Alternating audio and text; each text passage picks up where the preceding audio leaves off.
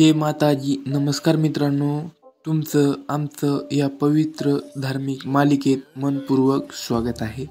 आज आपण जाणून घेणार आहोत साल 2020 मधील शारदाई नवरात्र उत्सवातील सर्वात महत्त्वाची तिथी सप्तमी, अष्टमी आणि नवमी कधी आहेत, त्यांची पूजा कशी करावी आणि देवी मातेला प्रसन्न करण्यासाठी कोणता उपाय सर्वात फलदायी मानला जातो.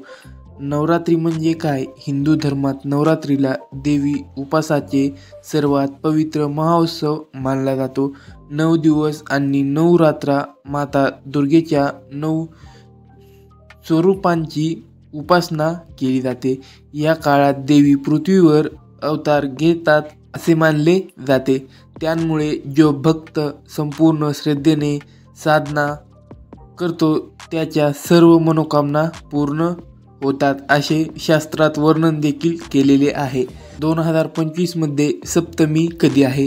शास्त्रांमध्ये उदय स्थिती, सूर्योदया अस्तित्वात असलेली स्थिती सर्वात शुभ मानली जाते. यावर्षी तृतीय तिथीच्या वृद्धी झाल्यामुळे सप्तमी एका दिवसाने पुढे ढकलली गेली आहे. सप्तमी व्रत दिनांक 29 सप्टेंबर 2025 वार सोमवार. घटना सप्तमी प्रारंभ 28 सप्टेंबर दुपारी 2:27. सप्तमी समाप्त 29 सप्टेंबर सायंकाळी 4:31. या दिवशी माता कालरात्रीचे पूजन. 7वे स्वरूपात ही माता आपल्या सर्व प्रकारच्या संकटांपासून आणि अज्ञात भीतींपासून रक्षण करण्यासाठी देवी आहे. नवरात्रीत कोणते उपाय करावेत?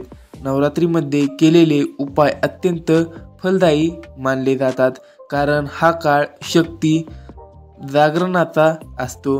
दररोज सकाळी माता दुर्गेला गुलाल, अक्षता आणि जुई किंवा जास्वंदाची फुले अर्पण करावी. 2 गाठी हळदीच्या देवीसमोर ठेवून श्रुतुक्त किंवा दुर्गासप्तशी पाठ करावी.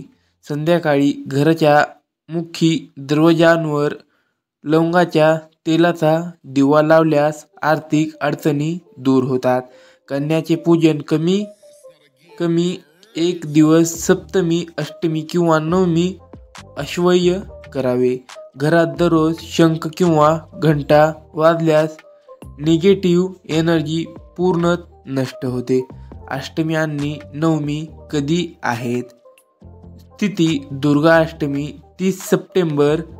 प्रारंभ वेळ 29 सप्टेंबर 4:31. समाप्त वेळ 30 सप्टेंबर सायंकाळी 6:06. महानवमी 1 ऑक्टोबर. प्रारंभ वेळ 30 सप्टेंबर सायंकाळी 6:06. समाप्त वेळ 1 ऑक्टोबर रात्री 7:01. नवरात्री पारणं विसर्जन दसरा 2 ऑक्टोबर. अष्टमीचा दिवस म्हणजेच महाअष्टमी, ज्या दिवशी महागौरीची पूजन केले जाते, तर नवमीला सिद्धिदात्री मातेचा आराधना केली जाते. या नवरात्रीला नेमके काय करावे? श्रद्धा ठेवा, कारण श्रद्धेपेक्षा मोठा उपाय दुसरा कोणताच नाही. शक्तीचा उपास करा, कारण नवरात्र म्हणजे शक्तीचा काळ आहे. उपास, जागरण, कन्या पूजन आणि दिवे लावणे हे 4 उपाय नक्की करा. त्याच्या चरणी आपण सगळे भक्त भावाने नतमस्तक होऊया आणि मनापासून एकच प्रार्थना करूया. या नवरात्रीत आमच्या आयुष्यातील अंधार दूर करून आमच्या घरात आनंद, आरोग्य आणि समृद्धीचा प्रकाश पसरावा. जय माताजी. चला तर मग या नवरात्रीत माता राणीच्या चरणी आपल्या सर्व मनोकामना अर्पण करूया. जय माताजी. व्हिडिओ आवडला असेल तर व्हिडिओला लाईक करा आणि चॅनलला देखील नक्की सबस्क्राईब करा.